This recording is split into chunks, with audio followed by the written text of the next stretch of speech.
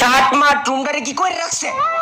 একটা শার্ট বাস করতে কতক্ষণ লাগে? হ্যাঁ, শার্টটা বাস করতে পারে না। কথা বল, 2 সেকেন্ড লাগে একটা শার্ট বাস করতে। দেখছস কেমনে বাস করছি? এখন যেভাবে দিছি সেই এমনি বাস করবে। আমার সামনে বাস কর। আরে না করতেছি তো।